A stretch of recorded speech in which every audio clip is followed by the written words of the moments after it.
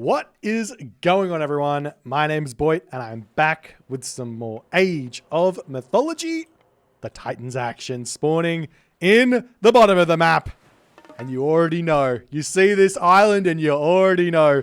In the green color, playing as Gaia, his name is Zokyo. He's partners today in the yellow color, playing as Uranus. His name is Platinum, and rounding out the team in the purple color, playing as Loki. His name is Sparks, and together they make GDM. Their opponents today in the blue color, playing as Ra. His name is Ninhyo. As the Gaia player, we have Tunison stepping in, and finally in the sky blue color, playing as Loki. His name is Mosca. Yes, ladies and gentlemen, it's Phoenix Reborn 2 season, and what does that mean? The funky maps are on the battlefield. Here's the thing. This is the thing about team games that is completely honest. It's team games inherently, there's no balance patches applied to them. So the obvious statement is that team games, there's a little bit of unfairness going on in these games. So when you then put into this some really strange maps that people don't play on a lot, those unfair things kind of go away a little bit. It allows for like some surprise strategies, some different sorts of gods. That's why we like them in these team game tournaments. So we get to see some exciting stuff rather than just the meta picks, so to speak. We'll see how this one's going to go. It is the map VINLANDSAGA. As the players are starting to search around, we've got the Skrellings going around en masse, hitting Tunison back. One thing that's really important to note about VINLANDSAGA is that you can find pigs and you can send them back in the transport ship. You can garrison pigs into the transport ship. We aren't actually seeing that happen from anyone just yet here. There seems to be enough food on the map with 5 berries to advance nice and fast. One thing that is very, very important on this map is to get a quick advance time. And part of that is we see the Gaia Forest coming down. And what I'm interested here is on this map, what did the teams decide to ban here? GDM went with a set ban, I believe, and CUD went with a Chronos ban. So really, really interesting. One god that it seems to be necessary and is always a pick on VINLANDSAGA, surprise, surprise, is Gaia. So what would VINLANDSAGA look like without that Gaia propping up the team with those Gaia forests? That's an interesting question. I mean, I'm wondering if there's going to be a team out there, wink, wink, let's go old boys, that's going to start saying, what if we pick VINLANDSAGA but ban Gaia? Now the players are having to be on their own again. There's no like straight meta pick Gaia, give the Gaia Forest over to the Norse player so they can survive here and deal with that. You're going to have to migrate from the island. The island is going to have 3,000 gold and that's it. So you're going to have to send all your stuff to the mainland. It's going to be a very, very different type of game. We are seeing the Oceanus starting to come through here.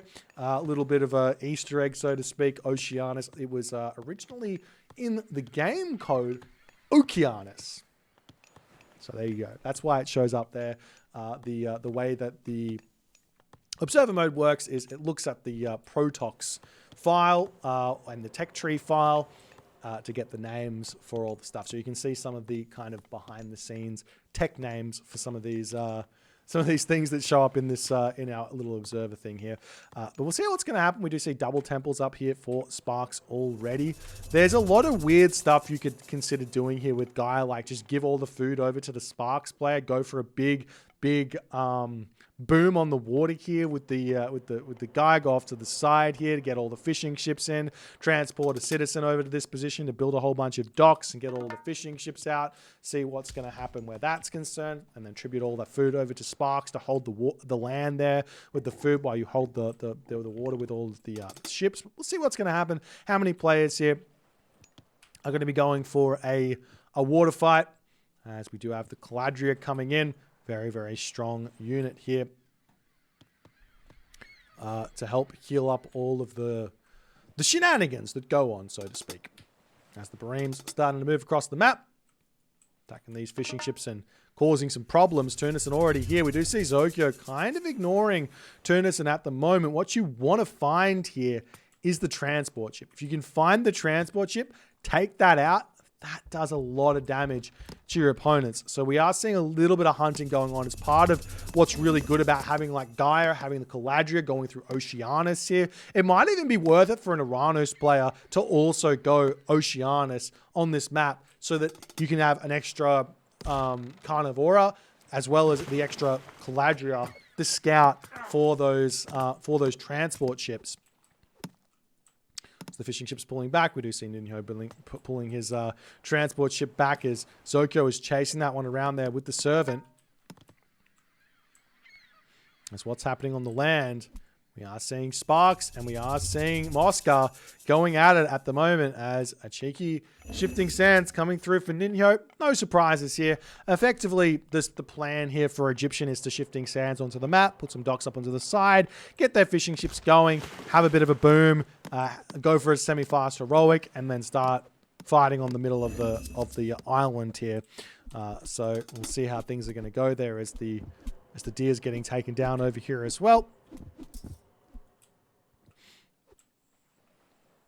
Turnison ready to start taking these fights as Platinum is also here with his own boats. This is a little bit offbeat. I think that the kind of agreed upon standard to some degree is one player fights water, the Gaia players normally, and then everyone else goes onto land because there's just all this food you have in the bank you're not really using. But maybe Platinum here is also going to be making some military barracks and getting some Mamilo out there as well. But what I was meaning, like when I said maybe you can go for a double Oceanus here, the idea is with all the extra food, mass Mamilo, get yourself the upgrade, Bite of the Shark. With all the extra food, could be a possibility to go for. Plus you're giving the plant over to your partner to win the water a little bit easier. We'll see how things are going to go as Mosca and Sparks just doing a little bit of a dance here. As the myth unit's spawning, Platinum is in a bit of a weird position. He's getting himself that second town center now as well. As there's a big shockwave onto this position. And a Gaia Carnivora comes in. We'll manage to pick off one, but I mean, you have to plant it in a really, really specific way. Because sometimes it can be a really awkward god power to cast because you need room for it to spawn. So you have to be like putting it behind the ship so that you force your opponent to retreat through it or spread away from it or something like that. But Turnison is doing a good job of holding here for the time being as Platinum has to retreat back. Zokyo has to retreat back as well. As the fighting's still ensuing here. The thing is that Mosca, while it might not seem like a big deal, he's got that healing spring there. So he gets a little bit of extra health. And he can not chase here and just get those Hersa back to full HP. Mosca's done a great job here. Town Center's up now for Ninho. Ninho's going for a third Town Center. He is going for a huge boom here, ladies and gentlemen. Incredibly greedy, but going to be booming nonetheless. As Zokyo and Platinum are trading away for the time being. Turnison still trying to find that advantageous fight here. Nice pullback micro, getting a little bit of trades for both players on this one, but not really going either player's advantage just yet. Town Center up for Platinum in the middle of the map. You have to migrate here. We haven't seen Zokyo migrating just yet. He does have a citizen, so he can grab that town center now. It's impeccable to get onto that mainland, get a town center there. Why? Because if you're just building villages out of this town center, eventually you're going to have to move them all over to the mainland anyways, because there's going to be nothing left here. The good thing is that Zokyo's got a whole bunch of Gaia Forest there, so he can stay on that starting island for a little bit longer there, as we do see Zokyo going for a little bit of a raid. The docks are up on this side here for Ninho, but he's not building fishing ships. A little bit odd there. If we take a quick look at the map, you can see there's tons of fishing ships locations there, tons of fishing spots for Ninho to grab. Same thing here for Sparks. He could have been pumping fishing ships out consistently at this point to have a huge amount of food income. But neither team have really taken that side fish just yet. as Zokyo goes for the roundabout there. And now Platinum is able to push through here as well. But the problem here for GDM is that they have not contended with the fact that Ninho is 4 town centers right now. He's got a ton of food on this location here, on this spot here. He's got the farms, he's got the rain, he's got everything coming in. Unfortunately, Ninho, does he?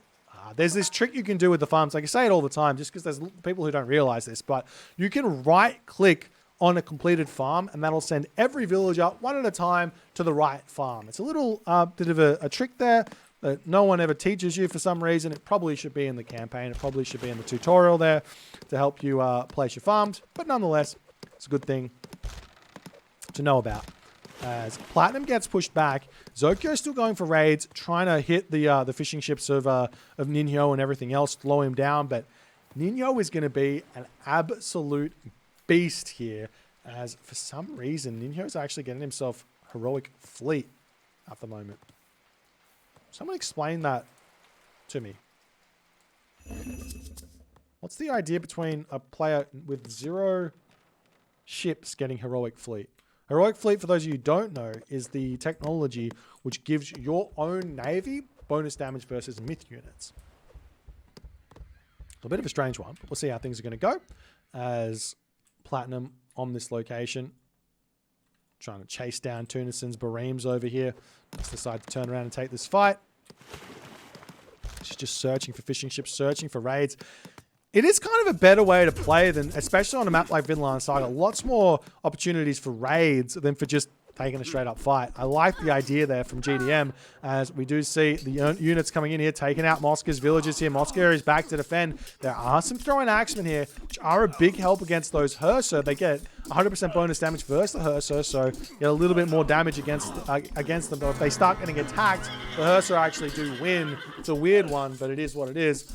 As Bragi now coming through for Sparks in a good position here, but Ninho is 5 town centers. He isn't built, he's starting to build Axemen now, but he's 5 town centers at the moment. He might even have full villages here, 12 minutes into the game. I don't know.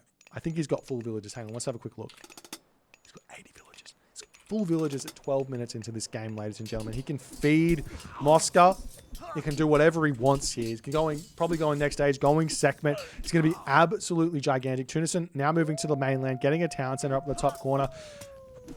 Well, how many town centers count at the moment? So 6 for GDM, 5, 7, 8 for CUD.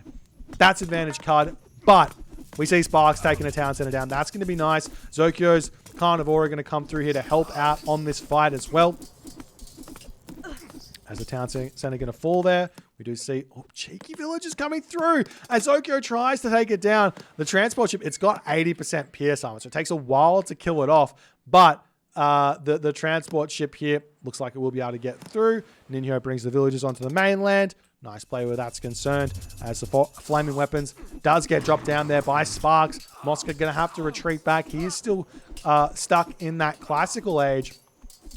But yet again, Sparks clicks that flaming weapons maybe a little bit too early. I think you've got to really get onto a position and start taking it out, as Mosca just waiting it out on this position for the time being. The Axeman coming through, getting taken down nice and quick there as well. But Ninjo's now six town centers. Does he have full population? He's 130 of 160. He's missing houses. He has 6 town centers. He's missing houses. Villagers idle on this position, as Ninjo's got a lot of work to do at this point.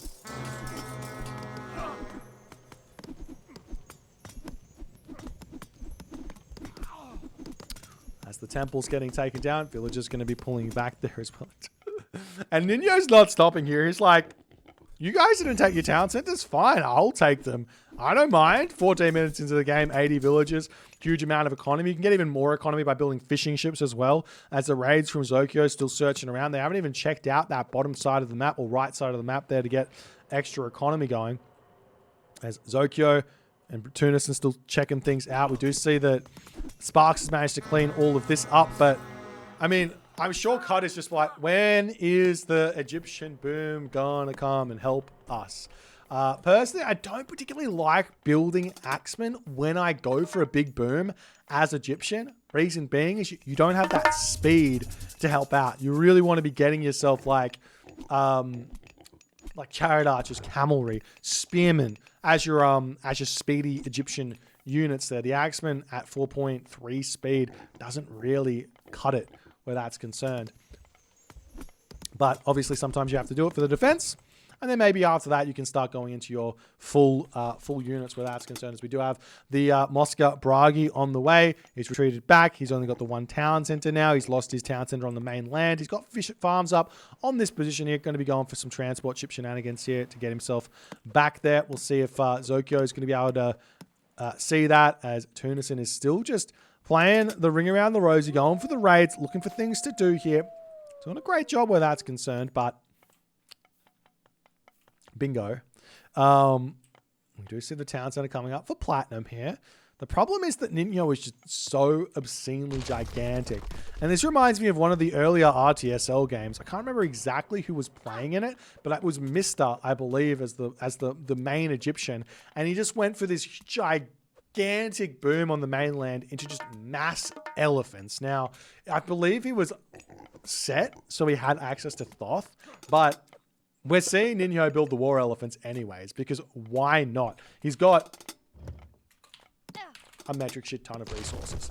So he can make all the elephants in the world. And how is GDM going to be able to defend against the Stampede? There is an answer. The answer is platinum going for catapulties. Catapulties are really, really good against the war elephant. They're probably the only unit that trades well, 1-for-1, or like population efficient against the catapulties. Maybe the Quadromistus as well. But we'll see how things are going to go. As the Nidhogg's coming through, Ninyo needs a lot more military buildings out here at the moment. The other thing here that's going to start happening is that siege ships coming, naval auxiliaries comes in, and the town centers are going to start on the mainland, or the starting islands are going to start getting taken out there as well to whoever holds the water. So you can't really give up the water either, though you kind of can in a way, because you can always get back onto the water, but you can't get back onto the mainland. So you can give up that water, crash through on the mainland, try and secure everything, and then push back onto the starting islands to win the game where that's concerned. So we do see a cheeky carnivore down for Tunison to delay this town center, and Zokyo says, I am going to make my own carnivore. Can they not attack each other? Are you serious? They can't attack each other. They can't. Well, I love when I play Age of Mythology and I notice a bug like that. They're either not in range. I'll check it afterwards. They're either not in range or they can't attack each other. That's funny. All right, fortified Citadel Center up here for Ninyo. As if he doesn't have enough population on 6 town centers. Looks like did he lose one? Maybe here. Maybe he lost this one there with the fire giants. Oh, I like this play here from Sparks. Getting the walls in, taking the town center from over the tree line there with those fire giants. There's a cheeky little shockwave onto this position as Sparks trying to hold this line here, but the big mountain giant coming in for Moscow going to start getting that damage done. Ninyo's in with that Son of Osiris as well. Do we see any attempt at a siege ship? Yes, naval auxiliaries is coming through for Zokyo. He's about to take out these town centers over here and clean that all up. To be honest, CUD doesn't really need to care about it that much at the moment. They just need to push through onto the mainland here, claim as much as they possibly can. But GDM's doing a great job here of holding at the moment, but it does look like while this is going on, Ninyo's population is really starting to be scary here in this game as Tartarian Gate goes down over here. Mosca's already in this position there with the fire giants to take it out, plus he's got that Nidhogg, and the Nidhogg also does hack damage, so it's ranged hack damage onto the Tartarian Gate. So doing that 40 crush plus 30 hack onto this one, it's going to be able to take it down very, very quickly there. I'm surprised to see no Vortex, in all honesty, on this map. Vortex seems like it would be incredibly useful there. Though that's Gaia, so that's why there's no Vortex there. Whatever. Maybe Implode would have been another idea. Now we're seeing the heavy elephants coming through here for Ninyo. As a Royal Elephant's trying to push through on this position, we do have the destroyers to get the damage done as well. As there's the Vortex coming through for Moss. Wait, for who? For Platinum, with the idea of trying to take out Ninjo's town center. I mean, Ninjo's probably already got all his up. He doesn't. It's definitely a good idea here, especially with all those heavy destroyers. Heavy Arcus heroes coming through to try and take out the Nidhogg there as well. Mosca might not pay attention to this, as his Nidhogg is going to get torn up incredibly quickly here. Great play there from Platinum. Mosca would never have assumed that his Nidhogg would be right underneath a whole bunch of Arcus there, as it does end up getting taken down. Ninjo loses his town center on that position there, as the siege ships here. Looks like there's some defense, some resistance from Ninjo. Manages to repair that one back up. If he wants to defend it easily, get a siege works, get a catapult up, and just leave that catapult there to take out the ballisters there as well. As Mosca's town center coming back up on that position. We do see the destroyers coming through over here as well. There's another idea here for this vortex, which has been used on this map, I think even maybe against us, against the old boys, where you save the vortexes for Titan gates. Rather than jumping around the map, you just keep on walking around the map, picking stuff off, but you can save that for the Titan gates as well. There's lots of town centers getting cleaned up here, as we do see Ninjo trying to break through on this location as well. As Zokyo taking a bit of a rest here on this position. Do we see something happening here? Ninjo did get himself naval locks ability. Same two here for Tunison. There are some town centers in range of water as well. So the Navy is very, very important here, actually. But the War Elephants, they're going to be pushing through here incredibly quickly. Platinum here, he's got one counter barracks up.